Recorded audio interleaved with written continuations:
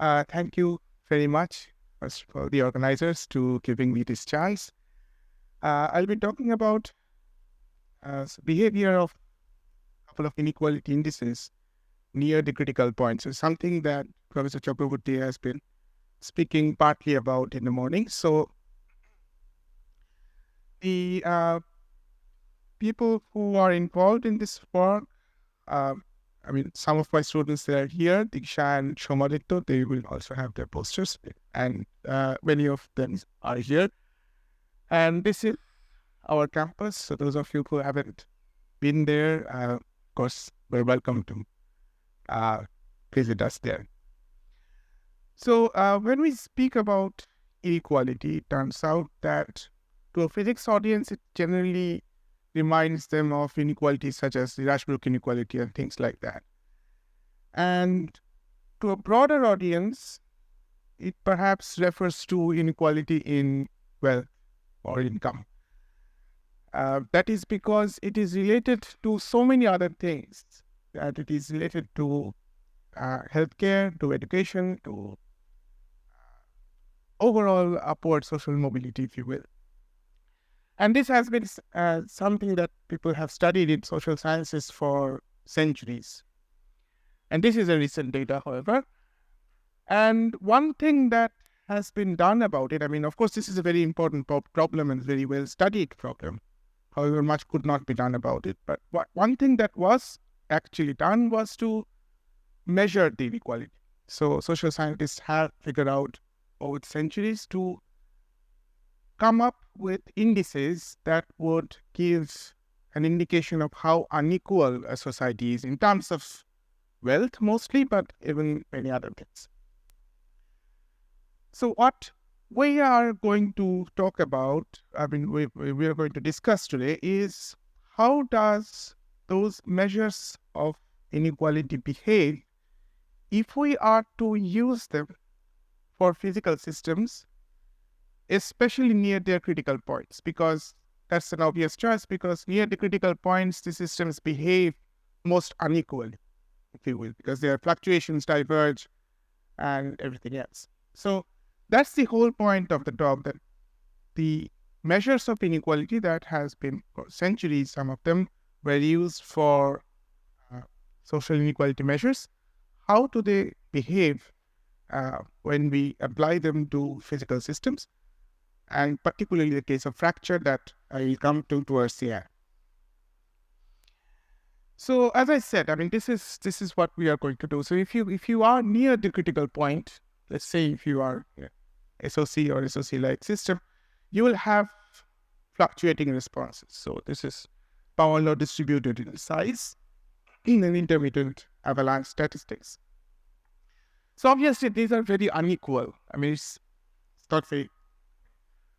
It's actually clear from the time series itself that there are many avalanches that are very small in size, and there are few that are large. And in case of fracture, those are the detrimental avalanches. Similarly, if you are in a tuned critical point, for example, Ising model. So this is if you measure, let's say, susceptibility, then you will have a divergence near the critical point. So again, the response of a system near the critical point would diverge. So here also, if you look at the values of susceptibilities, they vary. They are very much unequal as you are near the critical point. So for the first step, let us first define those inequality indices, and then we move to applying them to physical systems. It was already defined this morning, and I'm going to use the same figure, but still, let's just go step by step. So suppose you have a time series. Here I have written avalanches. You can have any time series of anything. It needn't even be a time series. You just have a set of data points that are not equal. And you want to quantify their inequality. There are multiple ways of doing that. We are taking two such measures. So how do you do it? First, you arrange it in ascending order. So from poorest to richest, if you will, or the smallest to largest, whichever way you want, and whichever you want to, speak about. Then you want to construct what is called the Lorentz curve. That, again, this is the same figure. So it's P versus L of P. So what is that? P is so essentially LP gives you the cumulative wealth of the poorest P fraction. So if you're at the first point here, so this is after rearranging. So if you're at the first point, so there are 9 such data points here. So if you're at the first one, there's 1 over 9. So the poorest fraction in this case is 1 by 9. That has 1 by this total. If you do the total, this is 30. So it's 1 by 30. So if you go to the next one, it is 2 by 9. Then it is 1 plus 1 by 30. So it's 2 by 30. If you go to the third one, it is 3 by 9. Then 2 plus 1 plus 1. So 4 by 30 and so on. And obviously, we'll go to 9 by 9 and 30 by 30. So this is by definition, you start from 0, 0. You go to 1, 1. And you go in this way. It has to be convex. And if it were equal, then obviously you will have a diagonal straight line. Because then, as Professor Chakraborty said this morning, that 30% of the poorest people should, in that case, have the 30% of wealth. Because, everybody has equal wealth. So that is your Lorentz curve. So any departure of the Lorentz curve from the equality line, so this shaded area, that is a measure of the inequality. Now, of course, you then also have the remaining job of put a number to it. Now, if you have to put a number to it, you have to get rid of this, this variable p. So you can do it one of two ways. You can actually integrate this out, so measure the area. As 2 times the area that is called the Gini index, that was actually defined in 1914, as he said. It's actually 1921 is the first English paper. It was 1914 paper was in Italian. So Gini index essentially is this area multiplied by 2. And the other is the K index or the Kolkata index that was defined exactly 100 years later, 2014. That is an off diagonal, and which is crossing at this point. That basically says that 1 minus K fraction of the individuals have K fraction of wealth. Or, as Parent to put it, 20% of the richest people have 80% of the wealth. So that's in terms of wealth. But here also in terms of avalanche, that could be, or for anything actually, you could define it in this way. Just draw an off diagonal, in whichever point it is crossing. That gives you the K index. So these are the 2 indices that measures inequality in a series of data points. We'll mostly speak about Gini, but we'll also go into K later on. By the way, Gini index is not a very good measure of inequality. But we don't care, because we are not interested in the measure of inequality. We are interested in the behavior of that particular function as it approaches the critical point. Why it is not a very good measure? It's actually quite easy to see. You can have various different curves that has the same area under between this equality line. That basically means various different distributions, they have the same Gini index. So it's not a very good measure, but regardless, it's a very useful measure for our purposes. All right, so the first step, as I said, would be to apply this to critical scaling. So you have something like this. We have a response function, and you can think of susceptibility, or you can think of any other favorite function. I mean, this morning we heard about relaxation time divergence. So anything, that diverges at the critical point. And you can choose, let's say, so let's say it behaves like this. So it has some response function, some driving field diverging at some critical point with some critical exponent. And then let us choose an interval between small a to small b in the units of the critical point. We can measure the inequality of this segment, inequality of everything that appears. So suppose these are discrete data points that are there in your measurements, you can measure its inequality. It's actually easier to do so because the first step that I had said that you need to arrange it in ascending order, that step is already done. It's already in ascending order. So that's easy. Then you have to actually find the critical indices. One thing to note here, of course, you all know that while this universality, this critical exponent is an universal quantity, the critical point is not. Critical point is a function of everything in the system. So anyway, if you now go on to measure, first of all, calculate the Lorentz curve, it's a function of course, it's a function of P, L of P.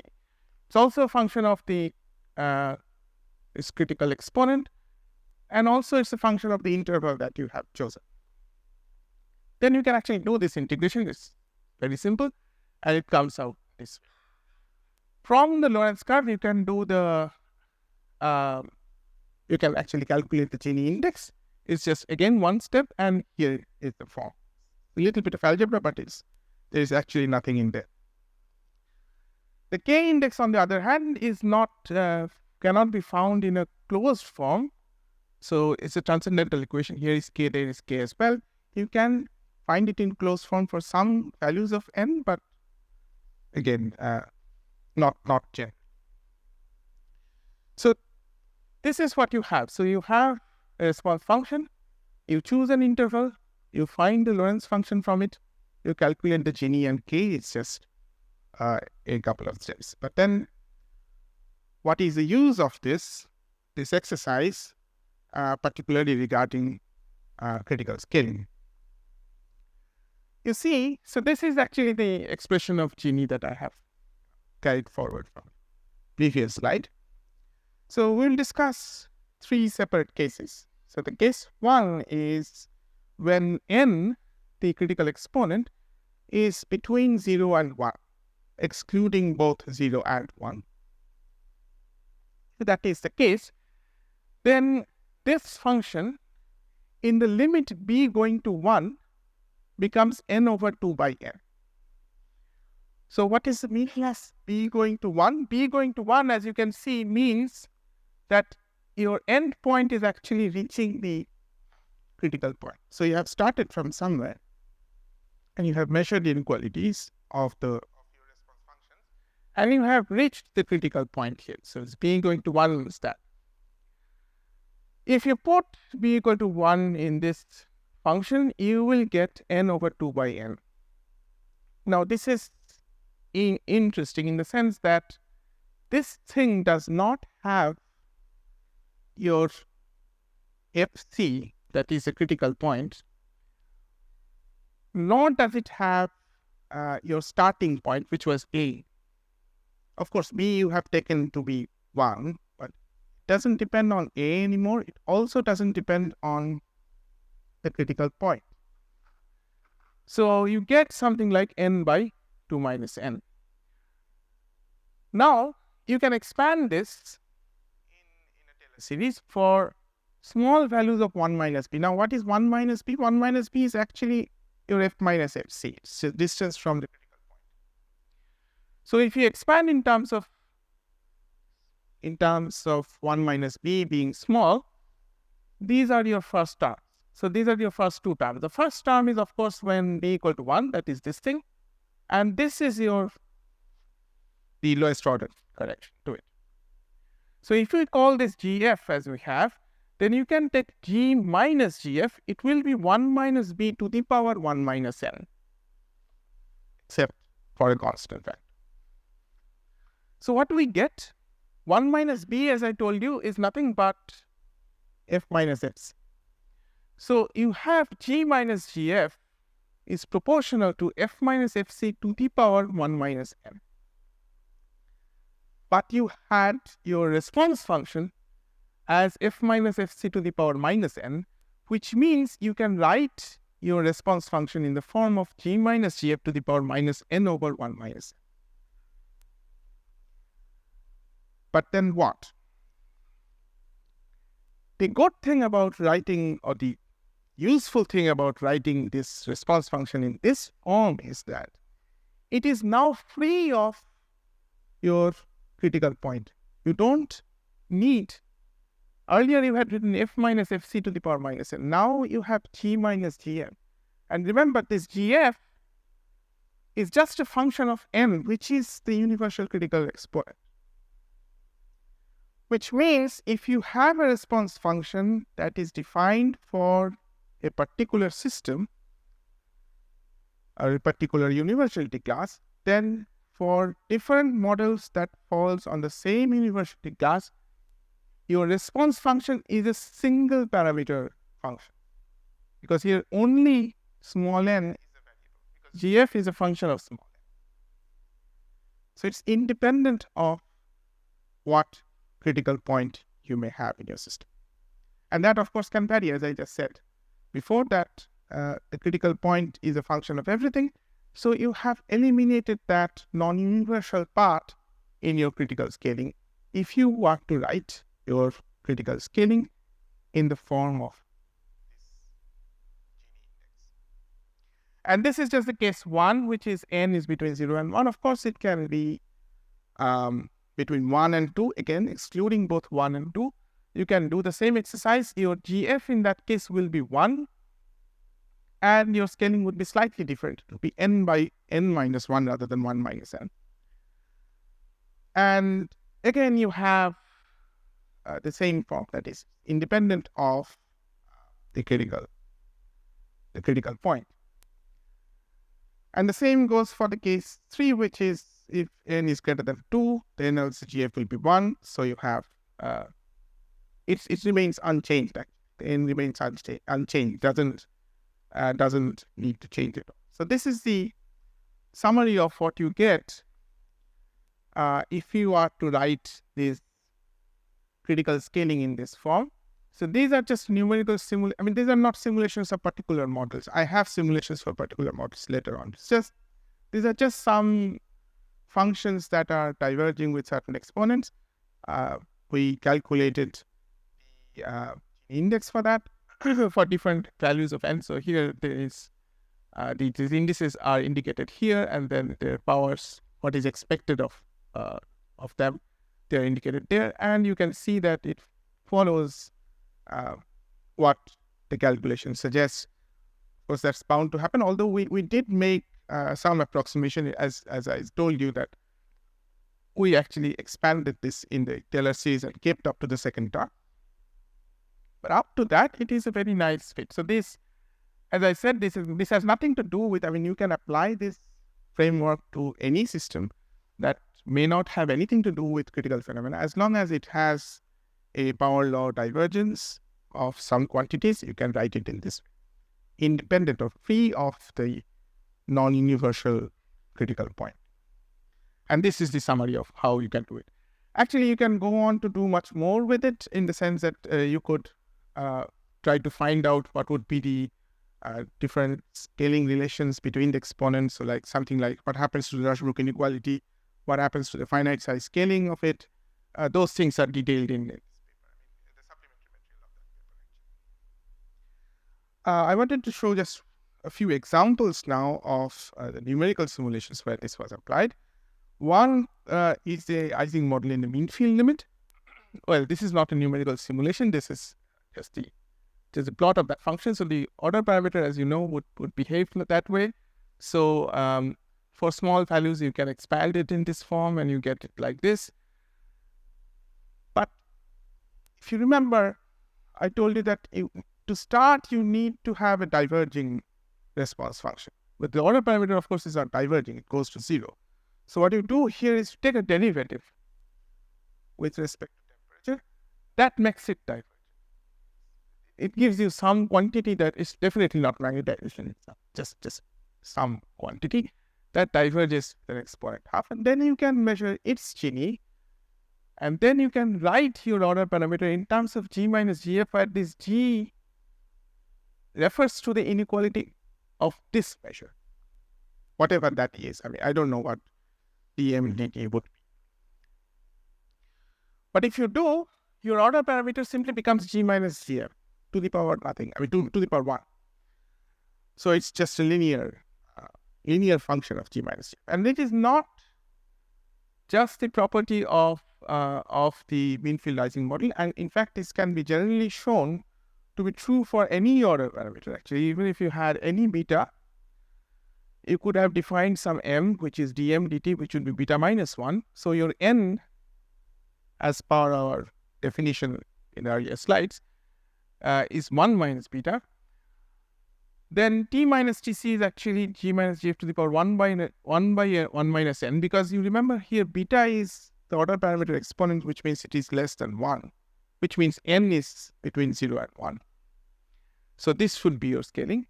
And in that case, if m, now the order parameter, is t minus tc to the power beta, it is actually g minus gf to the power beta by 1 minus n, but beta is actually 1 minus n, which means they cancel out and you get g minus gf. So this is true for any order parameter of any system.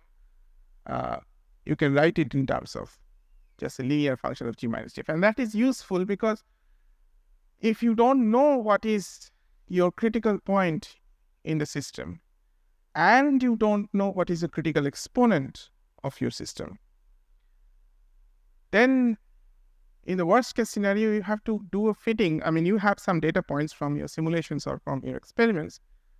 You know that it follows a power law, but you don't know the critical point and you also don't know the critical exponent. Then in the worst case scenario, you have to do a 2-parameter fit. This reduces, I mean, not for just the order parameter, for everything else, this reduces the fitting to a 1-parameter problem. So it's just a 1-parameter fit because your GF, what is the critical point now, is a function of the critical exponent. So that's the advantage of using this. And the subsequent examples show that it works so well. We have also done for the fiber bundle model. Here the order parameter is the fraction of surviving fibers. And the differentiation of that with respect to sigma, I mean, in this case, it has a physical meaning. I mean, I still don't know what the meaning of dm dt would be, but do dt, or the fraction of surviving fiber, I mean, change in that with respect to changing sigma, that is actually your avalanche statistics. So in fiber bundle model, you expect your avalanche statistics or the average avalanche size to diverge with an exponent of -half. If you're doing a mean field fiber bundle with constant amount of load increase. So that's your avalanche. So that's your average avalanche size that diverge. And again, you can see that it works in that way.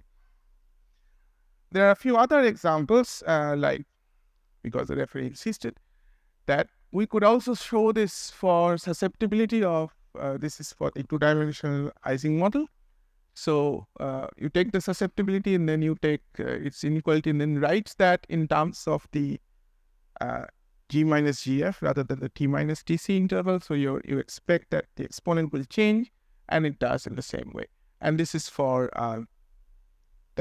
the percolation on squares. So in that case, if you take the second moment of the percolation cluster, that has a similar diverging property as the susceptibility in the case of Ising model. And again, you can see the same scaling. It's not very good data. It's very hard to generate those because it's computationally a bit expensive to get into that very small interval of. But regardless, the scaling holds for the simulation purposes. So that's the one part of the story, that if you use your Gini index for any diverging quantity, you can write it in this form, and that offers a type of simplification in terms of fitting. I hope it does. The other part is, what can it tell us about forecasting an imminent critical point? And there comes the K index. So if you remember, we had both of these. So far, I haven't spoken about K. So if we take now both, we measure both G and K, what happens there? It so happens that Professor had also mentioned briefly that if you calculate both G and K you will be able to show that they cross. So there is a purple and the green line. They will cross each other just prior to the critical point and on both sides and for different models. So this is for the Ising model on square lattice. Here this is the susceptibility. This is for two-dimensional side percolation on square lattice for the second moment of the cluster size distribution. And that is for the fiber bundle model. Of course, for the fiber bundle model, you don't have the other side. But for everything else, you have. And you will see that this G and K just cross before the critical point approaches. So keeping a track of, suppose you have a diverging response function and you're keeping track of the inequality in the values of those diverging response functions, you can actually try to figure out a signal of imminent critical point. And there you see how it is related to fracture. Now, before we go any further, how do we actually estimate the critical point? I just told you how to estimate that, but how does it look like, or when does this crossing happen, at what point? So in the y-axis here, you see this I have denoted this as G min and K min. That basically says that that is a minimum distance, the minimum separation in the values of G and K that happens before reaching critical point. So there are some problems here, for example, at 1.5, and this is a size distribution exponent. So basically you have some data sets that has a power law size distribution, that has a size distribution exponent delta, and then you are measuring the Gini and K in that case, and you want to see what is the minimum separation between G and K that happens. So you see G and K superimpose on each other. So let's just ignore this 1.5 point, and it's around 2. There is some problem. So those are coming because of the functional form of G. So except for precisely those points, what you will see is that they superimpose on each other. That means they actually cross. So the minimum distance between them actually is 0. And another thing to note here is that this thing seems in this figure almost to be a constant. It is not constant if you zoom in, but the variation is in the third decimal place. So that is the reason why, as Professor Chakraborty was also telling this morning, that if you take various different things like citations or even welds, that's another reason, that when you have a very wide size distribution, almost independent of the exponent values, the G and K values, when they become equal, they become equal to around 0.85 or 0.86. Because it is almost independent of, for a broad range of exponent values. Of course, it doesn't work if the exponent value is too steep. If it is more than 2, then there is no crossing. There will be a finite gap. And that is actually the other example that he was showing. That you may remember that G was becoming 1/3 and K was becoming √5 minus 1/2, which means at the endpoints of for the fiber bundle avalanches, there was a finite gap. There was no crossing. The reason for that is a size distribution exponent there is -3. So for that, actually, you will have something like 1/3 here and 0.62 there. So you expect that they don't cross. Still use that as a precursor, but of course, then you have to know that this is a size distribution exponent. So I expect my Gini index or K index to go up to that point, and I can try to figure out. Alternatively, you can take a square of those avalanches, and then your size distribution exponent becomes much shallower than 2, and there you can actually just fall back to the crossing of GN. And that's what we did. I mean, here there are multiple plots of various different models that gives various different size distribution exponents, and we tried to find if there is crossing in the deepening transition. So these are for interface propagation in a wedge disordered medium. So there is Edward Wilkinson, there is KPZ, and there is fiber bundle model of an interface actually. And this gamma actually refers to the range of the interaction. So if there's one perturbation there, how long does it propagate? That's 1 by r to the power gamma. So that's the gamma. So this is actually various different sets of deepening transition problems. And in each one of these, we are trying to find out this quantity, which is sigma c minus sigma star over sigma c.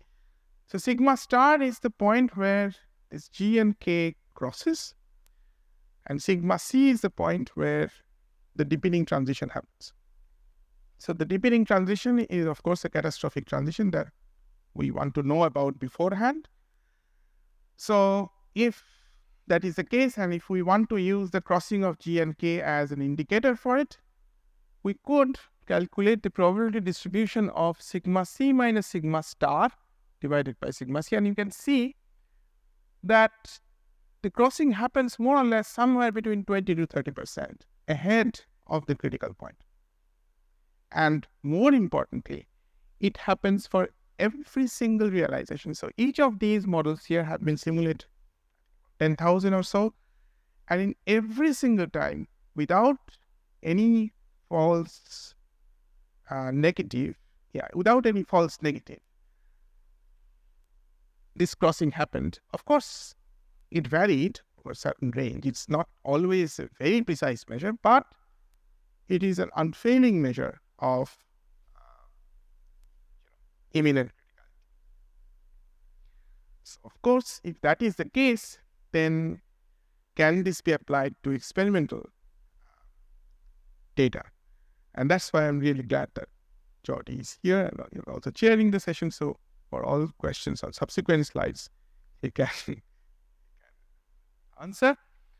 So it is their experimental results back in 2018. It is actually about a uniaxial compression of silica-based amorphous materials. And what you have here is so this green curve is the height of the sample. So you have a cylindrical sample which is being compressed slowly. So the height actually drops here, then here, then here, then here. And this is a number of events. And the circle sizes are representing the avalanche size. And you can see that it breaks in several steps. And here is the dH/dP, so the height per change in pressure. So you can see that every time there is a build-up and then kind of a divergence and it falls back again. So this kind of actually 5. So these 4 and 5 are actually very close together. There's several peaks. And on the right-hand side, I would like you to focus on the panel below.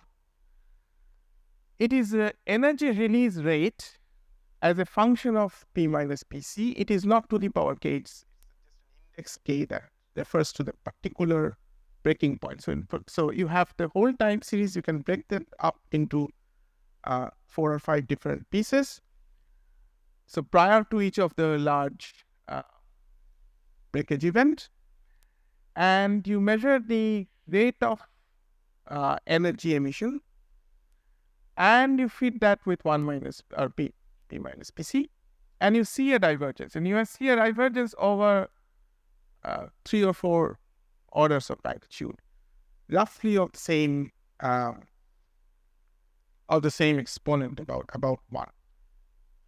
So the question is that in this experimental data, if the theory is to be applicable, in this experimental data, one could have looked at the energy emission rate, measure its inequality, find the G and K values, and they should cross prior to each of these large events. So that is what Diksha has done over the last 1 week or so. And we have so far done for 2 different samples. One is natural rock and sample, the other is sintered silica. I think in your paper there were 3 different samples. The other sample is still being done. It's not that it's not working, it's just that it requires some more time. So this time series is actually the rate of energy release as a function of time. And there are these peaks. These are the peaks that were identified before in the 20 paper. And this time axis is actually in seconds. So it's about 10 minutes for each of the experiment.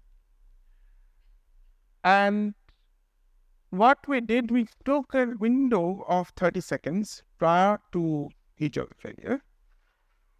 Of course, you could ask why 30 seconds, etc. But anyway, we took a window of 30 seconds prior to each of those large events, and we measured G and K for each one of these, and we found a crossing. So here you see this the events that are marked in green are the ones that's before the crossing, and the events that are marked in red are the ones that are after the crossing.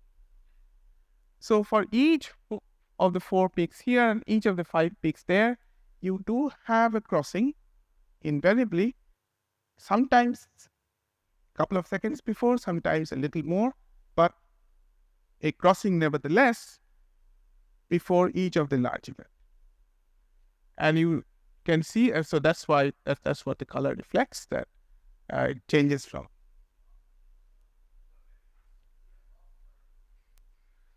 Yeah, crossing point value is about 0.8 or something like that. Something like that. I don't know the exact one. She knows it. Yeah. But yeah, I mean, it is about 0.8, and more importantly, every single time. So this can actually be applied for a real experimental situation. For what remains, you could say, of course, that why we choose a particular time window of 30 seconds, how would we know, and so on. You could actually not choose a window. You could actually apply this on the whole data series itself. And that is what would happen. That is what was there before in the talk. So those 2 slides are inserted. So suppose you have a time series like this, and this is we're going back to the simulations. And then you may not choose a particular large event. You could just take a, time window of, 100 avalanches, and you can just do a sliding average, or you measure the inequalities over a sliding the window. And what you get is interesting. I mean, this is something you cannot actually see in the experiment. I mean, it's very difficult, I understand, to measure in the experiments, but in simulations, it's trivial. You could find the critical load, and the critical load would, of course, depend on for the fiber bundle, it would depend on the threshold distributions. So how do you sample your thresholds? It could be Gaussian, uniform, triangular, or anything else. And your critical point, as I mentioned in the first couple of slides, is a function of everything. So no matter, depending on what parameters you choose, even within a Gaussian distribution, what are the parameters? It would depend on everything. So your y-axis, the critical load would vary depending upon what kind of threshold distribution you choose. But you see, they all become saturated. So this is when you reach. So this is the equivalent of the height of the sand pile, if you will. It saturates to a particular value, and interestingly, the saturation happens at a point which is same for all. So although your saturation level would change, of course it would, because it's a function of everything, as I said, but the point at which it saturates remains constant. So it is still a useful thing to see.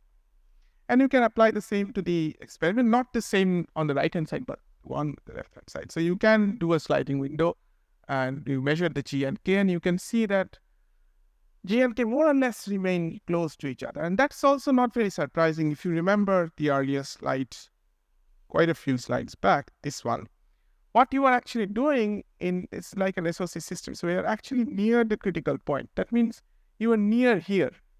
So if you're near here, you would expect your G and K values to be very close to each other. And that's what you see here. Interestingly, if you now, this is again back to the experimental samples, organize your avalanches as increasing values of, let's say, G, then you can see there is a clear correlation.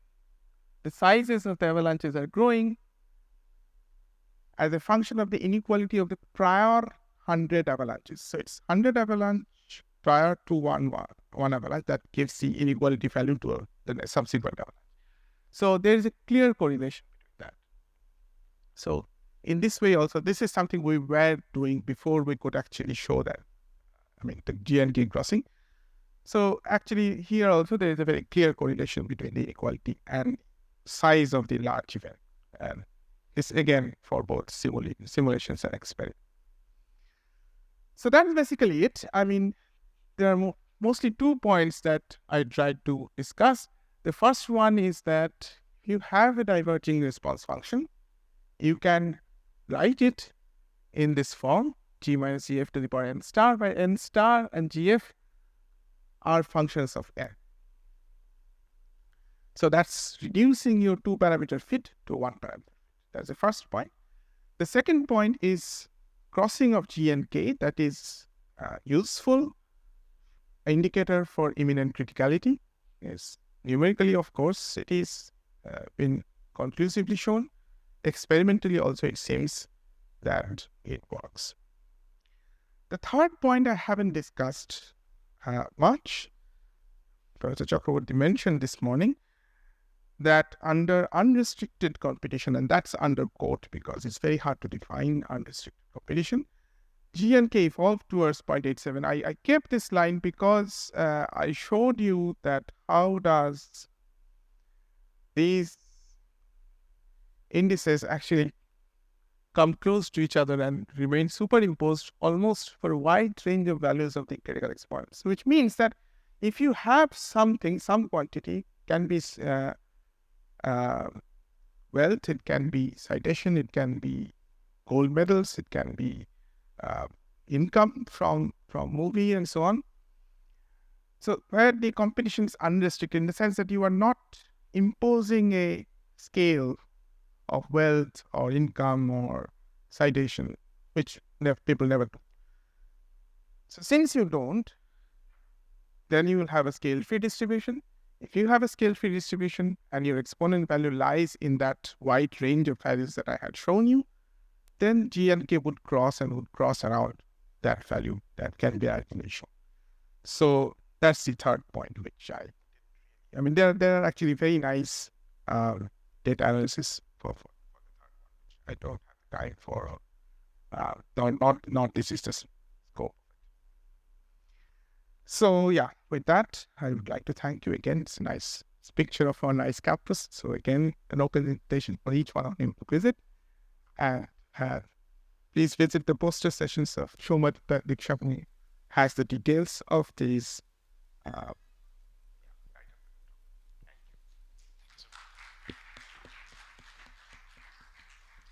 For questions?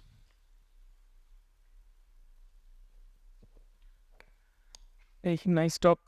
So this crossing of G and K, right? So can they cross multiple times? Depends. If you have a very clean function like this, no. What happens is that they cross once and then they meet again at 1. Like after the critical. So yeah, after the critical point. So what can happen is that you can have things like, this is typically K and this is G, and they cross and they meet again at 1 because both becomes 1 at some point. So this is a crossing we are. And before they converge to one, there is there will be the critical point somewhere. That's what. By the way, the crossing point itself is not critical point. The crossing point is very close to the critical. Yeah, sure. That I understand. Yes. Yeah. And in some of the cases, you showed that they are very close to each other, right? G and K, right? So is that a useful indicator actually Yeah. So when they're close to each other, they are kind of an SOC system. So you are always close to the critical point. Hence, they're all G and K are also always close to each other, almost close to each other. It's not always. I mean, there are gaps in there, but yeah, when you don't see a very wide separation because it is a SOC system, that means they're always very close to each other. Whether it is a useful indicator, well, I mean, this is what what you can do here is that you take 100 avalanche, find its inequality, and assign that G value to the next one. And then you rank according to the G values the avalanche. And you can see the color indicates these are higher values of G. And you can see there is a growing in size, which means if the prior avalanches are more unequal, you are more likely to have a larger avalanche coming up. So in that way, it is. I mean, there are actually some more analysis on that, but yeah. I mean, yeah. In that way, it could be a useful indicator. But of course, I mean, if you could show it like this, then it's much better. You could just find a crossing, and it works for every single time in these samples. Thank you. Just a curious question on the earlier one that came up. So you've shown that if you have a critical point, then G and K cross. But is it always true that if G and K cross, there's a critical point that follows? No. I mean, you don't have to have anything remotely to do with critical phenomena to have a crossing of G and K. It's just a mathematical structure. If you have a diverging function from anywhere for any reason, you can have the crossing of G and K. It's nothing to do with critical. But in your avalanches, you don't. I mean, you have some finite size and you have some scaling effects and so on, right? So there is actually, you are right. I mean, we had analyzed this somewhat. Is that if you have, even when I say that you have things like, where was this one? So even when I say that, well, for a size distribution exponent, you can have a crossing of G and K. That is subject to finite size scale. I mean, if you have a cutoff that is very harsh, then you may not have the crossing, in spite of the fact that you have. So it's size distribution power law means, I mean, if you arrange it ascending order, it's a diverging function. But if your divergence is cut off by your finite size or any other effect for that matter, you will not have crossing now. Just one quick, maybe naive follow-up. If the order parameter, let's say, were subject to some constraint, like let's say if your curve that you had like m versus f minus fc, right? If that curve had a constraint that integral of m was some constant value or some constraint like that, will something change here? I mean, probably not, because it is a limiting case of the behavior near the critical point where it is power law. I don't know, but I don't think, I mean, if the order parameter or whatever quantity that has a power law variation, then it should give this structure. It's quite independent of anything actually. But yeah, I mean, what might change is the scaling region that might expand or shrink. But other than that, I don't. Thank you. Just following up on the first question of it. So this was the first one, you had a proof, right? Scaling proof. But the second one is rather an observation, right? You didn't show any proof for this one, if I understand. The crossing one. That is an observation, right? That is the fact that they cross? Yes. Oh no, it can be shown very easily actually. I mean, the only thing is that when you have these two expressions, and you just need to put the values of your choice, whatever is your starting point, whatever is how close you want to be to critical point, what is your critical exponent. This is a closed form equation. This is not a closed form equation, which means this you have to get numerically. But other than that, it's easily sure that they will cross. We can actually also find out how far from critical point they will cross. That is a function of A actually. So A means from where you are looking. It's actually in the supplementary. It's actually plotted also. Got The problem is elsewhere. The problem is that no response function is totally a power law. So it's power law only very close to the critical point. And then you are looking at or calculating G and K even closer. That's where the problem. Other than that, Your question? Just have one question myself. It's about you mentioned that in the simulations you always cross the indexes always cross, right? You showed the distributions. Actually, I mean this is not a Gaussian rally. I mean that's area ahead. That this distribution goes to zero actually. the distribution goes to zero, but it doesn't touch zero. I mean, it's that they will cross every single time before going to zero means that. So if it were finite at zero, then you would mean that. I mean at zero. Well, I mean, if it had gone to the negative side, then it would mean that it hadn't crossed before. So have you checked how it approaches to zero? I guess with extreme value theory, you can check if it's a linear or it's exponential approach to the. I mean, I was hoping this was Gaussian, but I don't know. I mean, I haven't made it. What about, I mean, if the simulations are very small system size, could happen that it draws a. I mean, yeah. I talk to you later, but I don't know. I mean, what I know is that this is not going to the negative x-axis, which means that they're crossing before the critical point. Other than that, we haven't actually shown what's the form of the function and everything else. And this is still already, so we can add points. I don't know whether it's Gaussian. Okay, thank you very much, Sonia.